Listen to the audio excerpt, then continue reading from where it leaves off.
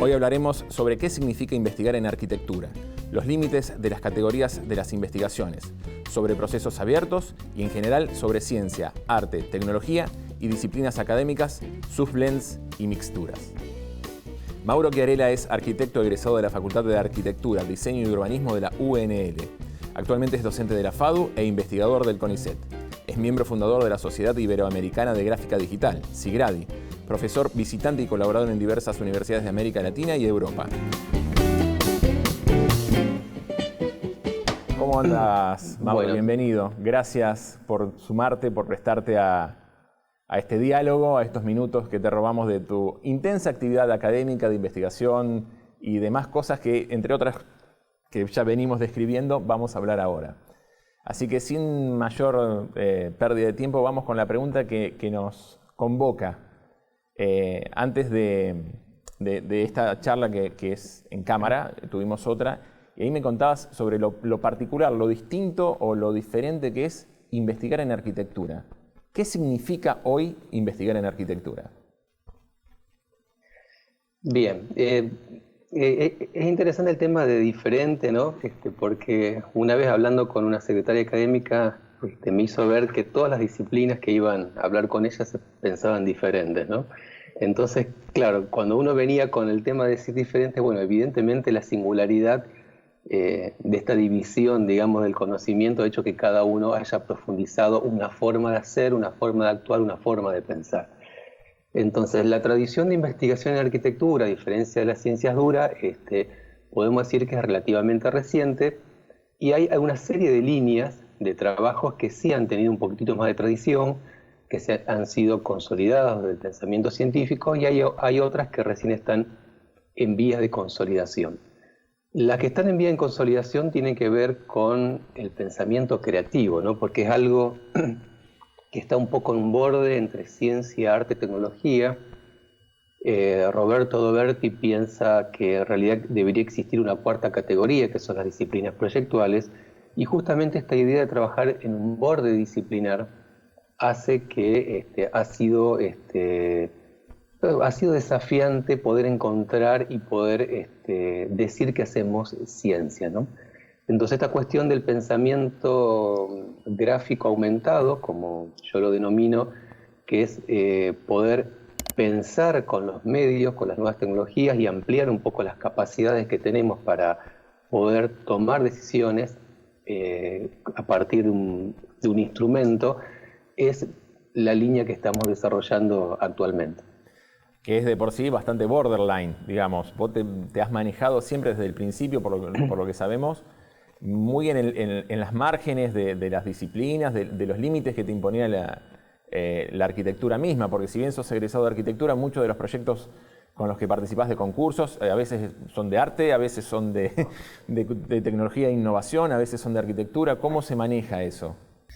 Exactamente. Lo interesante es que cuando uno trabaja sobre procesos, ¿no? Y procesos en la primera etapa de ideación, son instrumentos que también pueden dar la posibilidad de tener unas miradas para otras disciplinas. Entonces, lo que nos ha pasado es que nosotros hemos diseñado, hemos generado procesos a partir de algunos algoritmos, y fue bastante interesante lo que se fue dando naturalmente, porque, por ejemplo, un proceso que formaba parte de un desarrollo de un postdoctorado, termina ese algoritmo desarrollándose y gana un financiamiento, un fondar regional en Chile para construir un artefacto simbólico para la Universidad del Biobío, y luego termina ganando un premio en diseño industrial sobre mobiliario urbano, ¿no? Entonces es interesante porque al final lo que estamos nosotros explorando un tipo de algoritmo, un tipo de proceso vinculado a la materialidad, a la fabricación digital, y ese mismo algoritmo ha servido para hacer un corrimiento disciplinar. Corrimiento disciplinar que hemos observado actualmente que las instituciones lo han tomado, ¿no?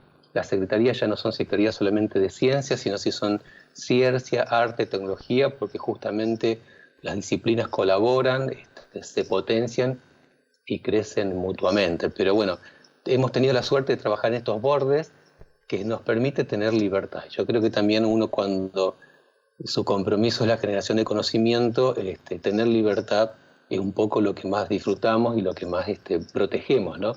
Para poder, para preguntarnos qué hay más allá. Bueno, estábamos hablando de categorías y estabas hablando de que en las universidades empezaron a dejar de llamarse secretarías de ciencia, ahora ya son de ciencia, arte, tecnología. Pero vos como investigador del CONICET te encontrás con que esas categorías no son tan flexibles. ¿Cómo se vive, cómo se vive eso? No, tal cual. Por eso yo creo que es un desafío. Hay ámbitos, está muy buena esa pregunta, porque, a ver, ¿cómo poder explicarlo? Yo creo que lo que me ha aportado a mí, digamos, ingresar al CONICET desde la investigación, es una rigurosidad que muchas veces no tenemos en la arquitectura, ¿no?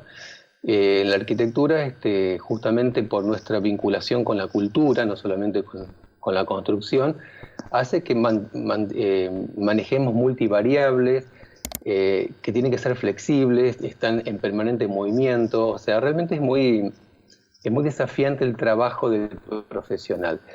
Y muchas veces, digamos, se ha perdido cierta rigurosidad por querer abarcar la totalidad, que yo creo que la investigación formal y las instituciones como el CONICET, por lo menos cuando queremos hacer investigación, hemos aprendido la tradición que tienen estas instituciones para dar mayor rigurosidad.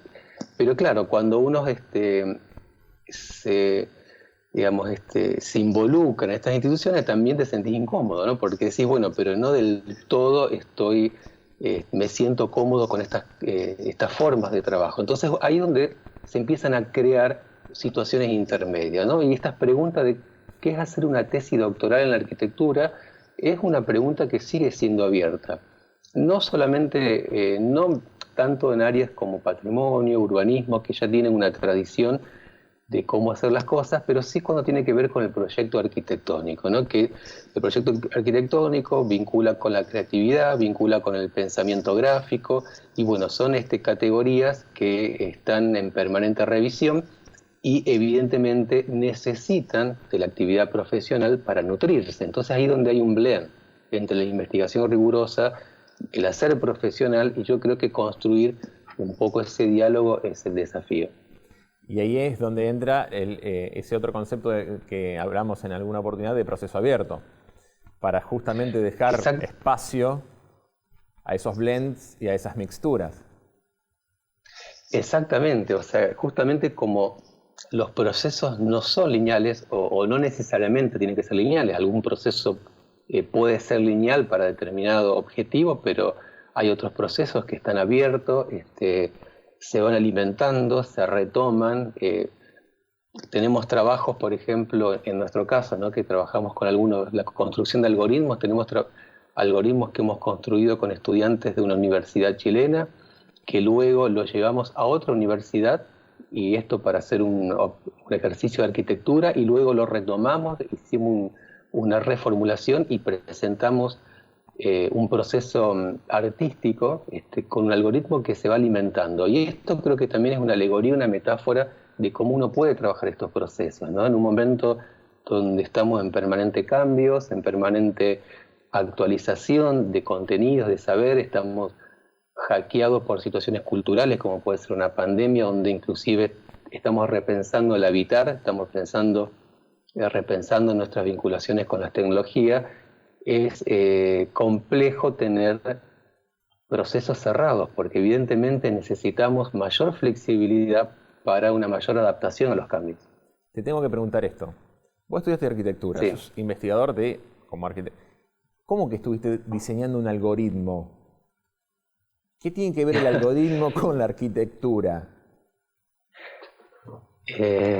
A ver, hay algo que me interesó mucho trabajar hace 20 años, ¿no? Yo comencé hace 20 años, creo que en el año 95 gané una beca de perfeccionamiento que tenía la UNL, que fue mis inicios de investigación con el arquitecto Julio Arroyo, que fue una excelente experiencia, y a partir de ahí decidí continuar un poco la carrera de investigación, que bueno, que lo decidí de forma diferente a lo que es lo tradicional, ¿no? Me fui al exterior, volví, luego ingresé tarde al CONICET, no hice la carrera tradicional CONICET, y estoy entre las dos instituciones, entre la UNL y el CONICET.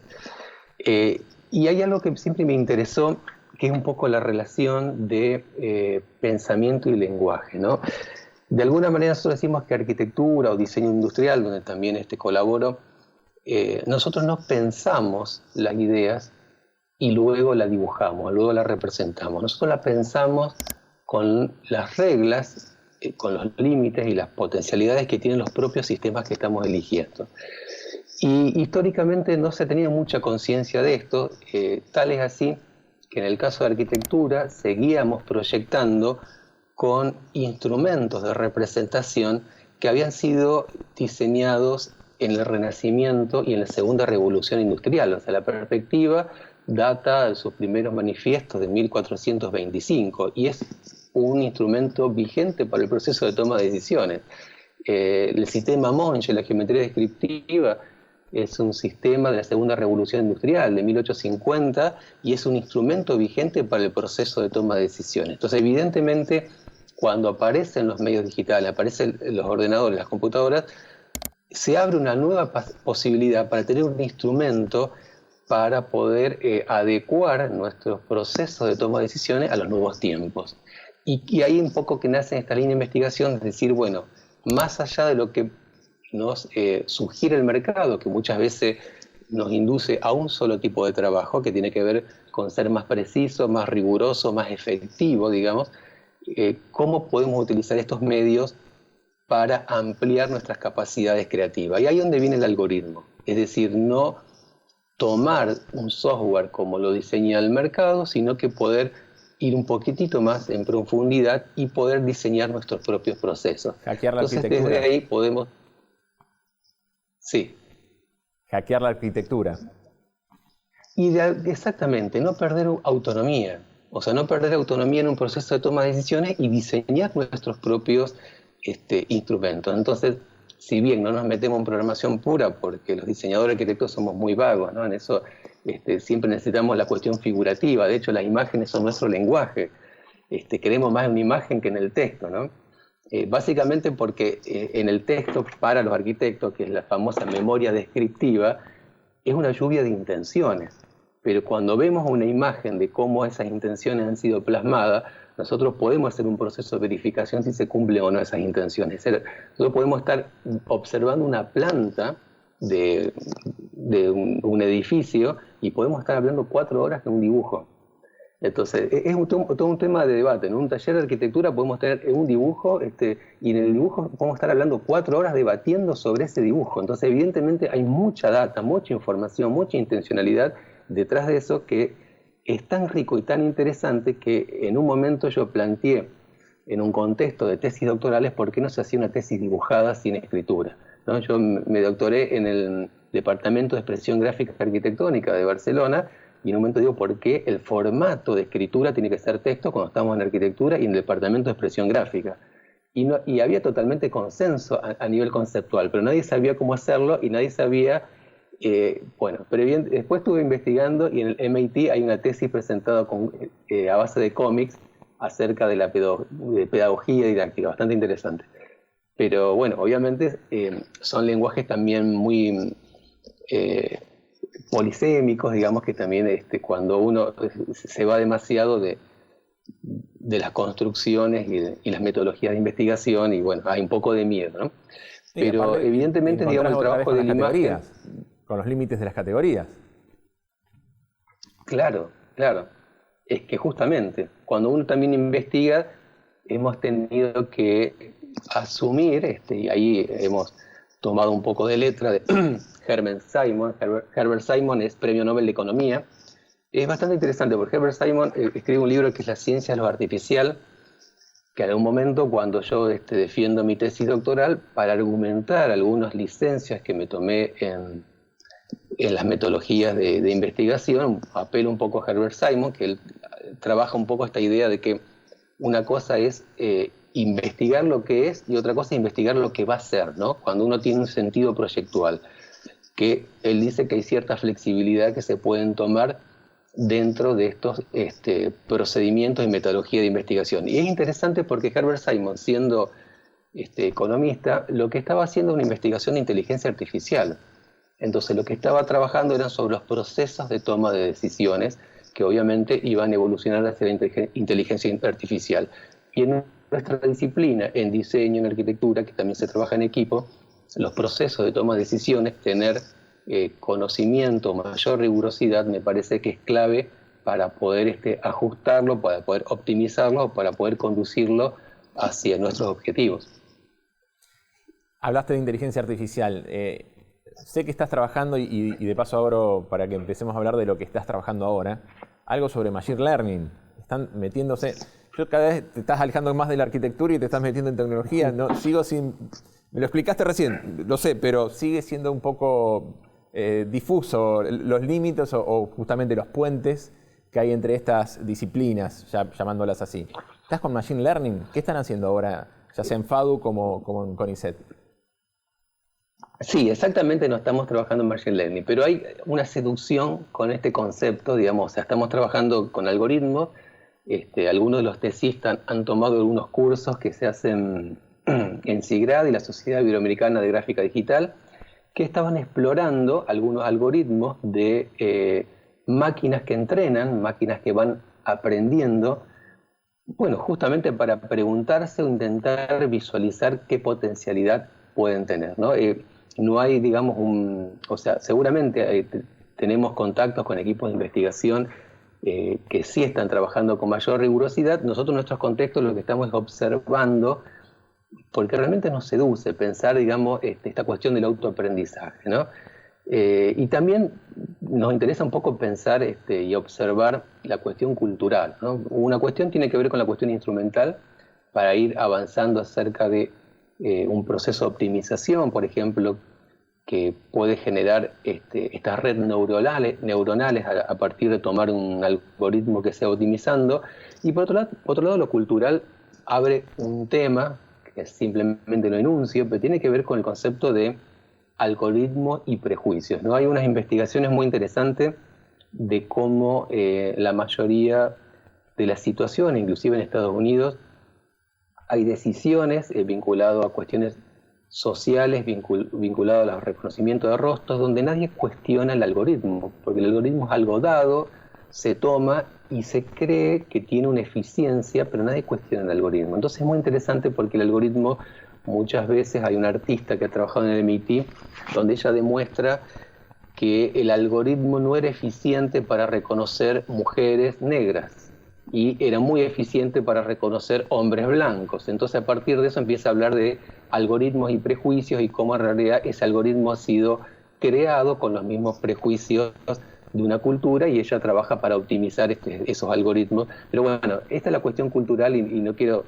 ser muy denso, pero me parece interesante porque justamente en estos momentos no pensar en estos algoritmos, no pensar en estas potencialidades que tienen los instrumentos, que ya se están utilizando en todas las disciplinas. Por lo menos la pregunta es decir, ¿qué pasa con las disciplinas proyectuales y las redes neuronales de Machine Learning a futuro, ¿no? Hacerse la pregunta es un puntapié para anticiparnos a productos que seguramente van a venir y nosotros tendremos que tomar la decisión de cómo utilizarlos. No te voy a preguntar a futuro, te voy a preguntar por el presente. ¿En qué estás trabajando ahora? Porque hace poco el grupo en el que trabajás recibió una distinción muy importante con diseño paramétrico, pero eso fue en realidad una apuesta que hicieron hace un par de años. La presentación fue ahora, el premio fue ahora, pero la apuesta fue hace un par de años. ¿En qué están trabajando actualmente? Mira, lo que estamos trabajando tiene que ver, en realidad sigue estas líneas de investigación, porque uno para poder lograr decantar algo de conocimiento necesitas tener continuidad, ¿no? Bueno, hay diferentes metodologías. Tengo colegas chilenos que están cambiando todos los años de tema y tienen una agilidad. Nosotros quizás tenemos más esta cuestión de decantar el conocimiento, ir y volver, y ha funcionado en nuestros contextos, ¿no? Entonces, hay un tema, digamos, que nos preocupa, que es a nivel disciplinar, ¿no? A nivel cultural, pero a nivel disciplinar, que históricamente teníamos más datos de lo que necesitábamos. Y actualmente históricamente necesitamos más datos de lo que teníamos. y actualmente tenemos más datos de lo que necesitamos. Entonces, esto nos posiciona en una situación disciplinar donde el desafío, me parece que debería ser encontrar maneras efectivas y eficientes de analizar esos datos para desarrollar modelos predictivos que focalicen en una toma de decisiones hacia una arquitectura, hacia un diseño orientado al rendimiento. Esto sería un poco un desafío que a gran escala tiene también la Big Data, ¿no? Entonces, bueno, nosotros lo que intentamos es trabajar sobre estas cuestiones de los datos, y es ahí donde este concepto que hemos trabajado de pensamiento gráfico aumentado tiene que ver con esto, pensar una idea integral donde integramos procesos algorítmicos, heurísticos y de manufactura.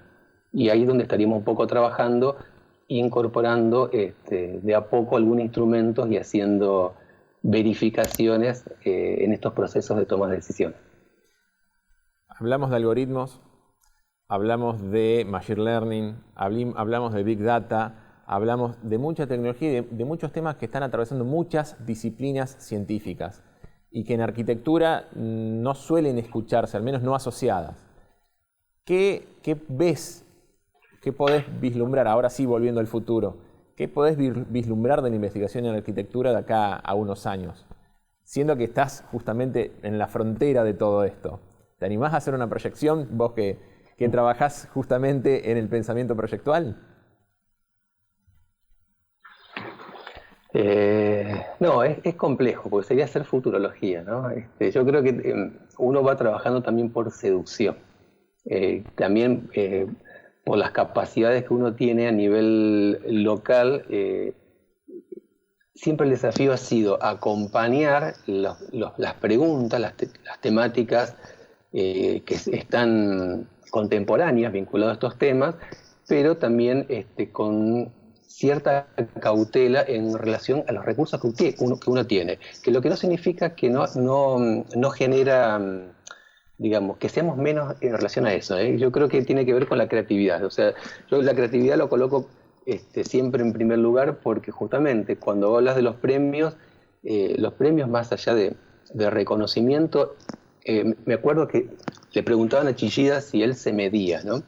Y él decía, sí, yo me mido todos los días, pero no para saber cuán grande soy, para saber cuánto he crecido. Y creo que los premios tienen que ver con eso, es decir, en un recurso, en un espacio donde uno tiene recursos limitados comparando con el MIT, vinculado al tema de tecnologías, uno puede seguir trabajando estas problemáticas adecuándolo a su escala. Y entonces yo creo que ahí está un poco el desafío. Entonces, más que hacer futurología, para mí toda la energía está puesta en entender estas problemáticas, entender, hacer correctamente estas preguntas e intentar aportar nuestro contexto que no quede como disruptivo hacia estos desarrollos, porque sí o sí, digamos, las distancias son cada vez más cortas, digamos. Lo que está pasando en otros contextos también está pasando acá. Estamos todos conectados con pantallas, los algoritmos de Facebook nos atraviesan a todos, y yo creo que el desafío es la creatividad para poder adecuar la escala de nuestro contexto a estas problemáticas. Pensar a futuro, no sé, se me ocurre pensar esta ironía interesante que ha planteado el director de Black Mirror, ¿no? Cuando le pregunta actualmente, le preguntan, digamos, más que ironía es un humor negro, le preguntan cuándo va a salir la próxima temporada. Y él dice, en estos momentos no sé qué ganas tendría la sociedad de ver historias sobre sociedades que se destruyen. Así que estoy escribiendo, no estoy escribiendo para Black Mirror, y estoy revisando mis habilidades cómicas, ¿no? O sea, realmente es humor negro, porque ahí es donde se plantea que la realidad supera la ficción. Y ahí es donde el arte también se anticipa y se anticipó a situaciones que estamos viviendo actualmente. Entonces me parece que más que pensar en futuro, la convivencia en tiempo real, también como lo ha demostrado otra disciplina, es un desafío más que interesante, porque son pequeños movimientos que vamos acompañando lo que está sucediendo, digamos, ¿no? Porque el futuro también es muy móvil, es muy líquido. y puede ser totalmente disruptivo hacia otra línea que no habíamos pensado. Mauro, la verdad que da para seguir, no sé, toda la tarde seguir hablando porque hay temas que se abren infinitamente. Todo este diálogo fue un proceso abierto, así que te agradezco muchísimo el tiempo que nos diste y seguramente nos volveremos a encontrar. Si no es en cámara de por medio, será café o quizás algo más y seguiremos charlando porque hay muchos temas sobre los cuales seguir trabajando. De nuevo, muchas gracias por tu tiempo. No, gracias a ustedes y bueno, la verdad que sí, me encanta conectarnos y se extrañan los cafés. Así que bueno, vamos por el café. Dale, lo haremos.